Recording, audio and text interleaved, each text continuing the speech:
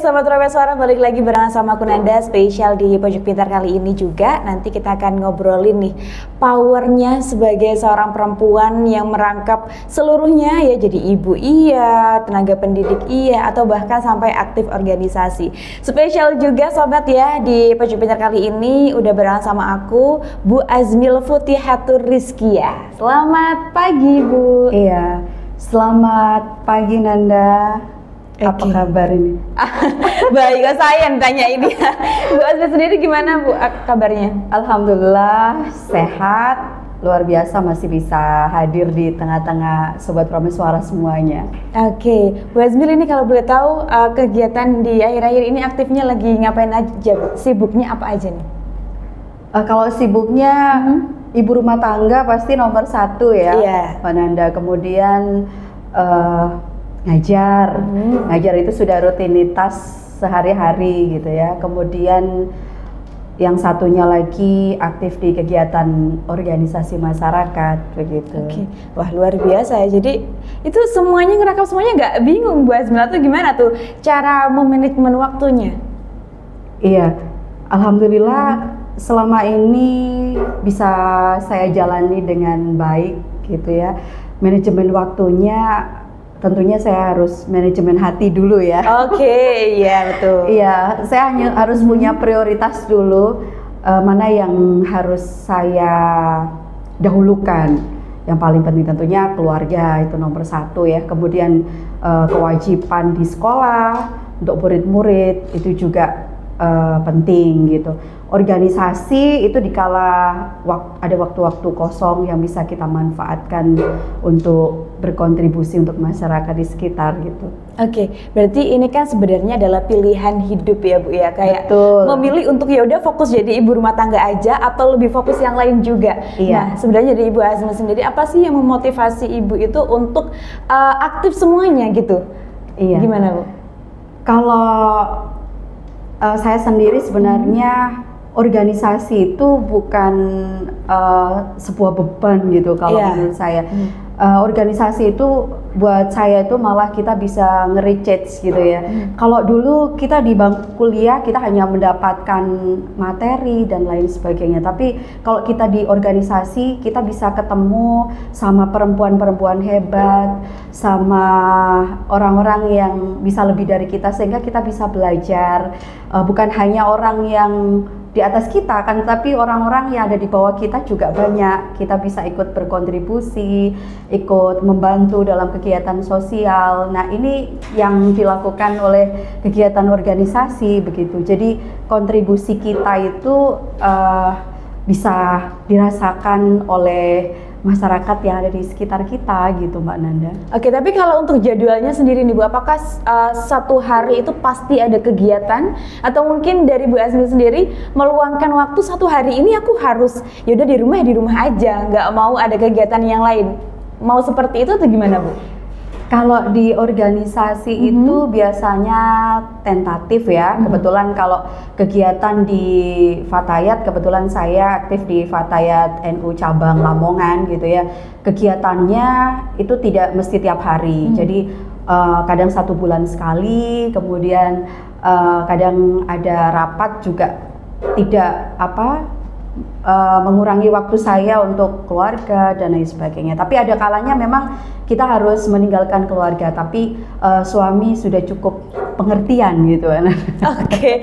Oh, berarti ini menjadi suatu privilege juga ya kalau suaminya pengertian gitu ya Bu ya. Sejak awal memang, sejak awal alhamdulillah kita sudah punya suami yang sangat mengerti kegiatan kita. Meskipun tidak ada kegiatan di Fatayat, tidak ada kegiatan di organisasi lain gitu ya. Saya mesti mencari-cari, entah itu kita ikut pelatihan online menulis, atau ikut pelatihan menulis puisi, atau cerita fiksi, atau yang lain gitu. Sehingga meskipun kita organisasinya off, kita bisa kadang menghasilkan antologi, puisi gitu. Jadi kita tetap bisa bermanfaat terus. Oke, gitu. oke. Tapi sebenarnya aku juga penasaran apa sih yang menggerakkan Bu Azmil ini untuk aktif, bahkan itu sebenarnya mencari ilmu bukan hanya di sekolah aja Bu ya, maksudnya dari luar juga. Apalagi menjadi perempuan yang notabene ya udah perempuan mah urusannya ya udah dapur, ngurusin rumah, apalagi udah ibu rumah tangga. Iya. Itu gimana pandangan dari Bu Azmil sendiri?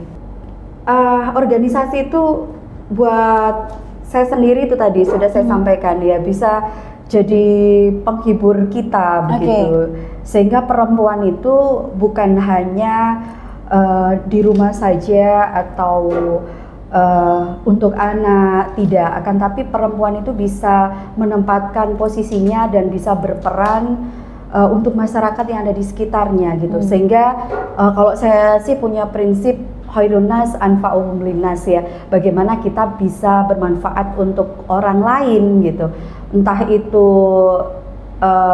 perbuatan kecil yang bisa kita lakukan itu bisa bermanfaat, jadi bisa jadi ibu rumah tangga yang bisa memberikan kontribusi untuk orang lain, kan malah ada nilai plusnya gitu kan Mbak. Iya. Tapi sejauh ini ya Bu, dari ibu rumah tangga terus organisasi menjadi tenaga pendidik juga ya di salah satu sekolah di Lamongan, kemudian pernah nggak merasakan kayak kewalahan atau jadinya terbengkalai salah satu kegiatannya gitu Bu? Pernah seperti itu atau mungkin wah semuanya udah termanajemen dengan baik gitu? Pernah. Ya. Gimana tuh? Boleh diceritain? Iya, perempuan itu multitasking ya. Kadang bisa melakukan beberapa kegiatan itu dalam satu waktu gitu ya. Tapi tergantung manajemen kita. Jadi pernah gitu ketika saya harus meninggalkan anak didik saya, kemudian harus meninggalkan keluarga, saya harus mengikuti pelatihan di luar kota yang selama 1 minggu gitu ya. Itu kebetulan pelatihan fasilitator pendidikan. Lah itu kan juga buat karir juga gitu ya. Lah itu saya harus meninggalkan mereka semua. Tapi lagi-lagi alhamdulillah tempat kerja saya di sekolah, kemudian di rumah itu sudah cukup mengerti gitu bagaimana kegiatan yang kita lakukan semata-mata untuk perkembangan diri kita gitu. Oke. Begitu. Tapi kalau healingnya Bu Azmil sendiri selain berorganisasi tadi ya, organisasi buat senang-senang, ada nggak sih Bu memang waktu atau healingnya aku tuh biasanya mungkin rekreasi sama teman-teman mungkin ya, apalagi kalau aktif kayak gini temennya biasanya banyak nih sobat ya. Iya. Gimana? Kebetulan kalau temannya itu hanya teman ini ya, apa namanya, pengajian gitu, mungkin istighosa, mungkin apa gitu. Justru healing saya itu sama keluarga begitu. Jadi healing saya itu sama keluarga, sama anak, quality time itu benar-benar kita mengunjungi saudara atau kemana, itu baru healing saya gitu. Jadi untuk yang benar-benar dengan teman-teman kemana itu untuk sampai saat ini jarang sekali. Iya betul. Tapi aku juga jadinya penasaran Ibu ya, kalau kita kaitkan juga dengan remaja-remaja sekarang atau perempuan-perempuan sekarang yang mungkin tunda dulu deh menikah atau takut menjadi ibu rumah tangga, takutnya karena memang nanti kemana-mana nggak dibolehin ya Bu, atau mungkin juga yang sebelum atau pas waktu masa lajangnya tuh aktif di organisasi atau mungkin main kesana kemari, takut deh untuk menikah nanti nggak bisa kayak gitu lagi. Makanya sekarang terbentuk Bu yang namanya ini wanita independen. Nah itu menurut Bu Azmil sendiri seperti apa Bu? Tanggapan Bu Azmil statement seperti itu? Kalau wanita independen ya, terus untuk menikah itu khawatir begitu. Betul, takutnya nanti malah takutnya dapat suami yang patriarki mungkin atau yang kayak membatasi untuk nggak boleh ini, nggak boleh itu. Nah itu lagi ya, kembali kepada pilihan suami pilihan ya. Jadi kita benar-benar harus memilih suami yang benar-benar bisa mengerti kita begitu, bagaimana bisa menempatkan kita di posisi yang benar-benar perempuan yang dihargai gitu, sehingga apa yang kita lakukan sebagai seorang istri, sebagai seorang ibu itu bisa dilakukan dengan baik. Jadi istri itu tidak harus kemudian harus di rumah saja, tidak, tapi peran di luar itu juga harus benar bisa dihormati gitu ya. Kalau insya Allah kalau sudah punya suami yang benar-benar mengerti, insya Allah untuk menjadi independen itu malah saya pikir pendapat yang saya kurang setuju begitu ya. Malah kita dengan menikah, dengan mempunyai suami yang tepat, itu malah membuat kita itu lebih tenang gitu. Nah ini kalau tepat ya. Kalau tepat. Karena memang sekarang itu banyak banget nih Bu ya, apalagi para Gen Z ya. Sekarang kan ini tahunnya Gen Z gitu kan, untuk menikah atau memilih berkarir dulu lah gitu, takut dengan hal-hal yang tidak seindah yang dibayangkan begitu Bu. Nah, apalagi mungkin untuk perempuan-perempuan zaman sekarang ya, maunya tuh mengeksplor banyak hal ya Bu ya.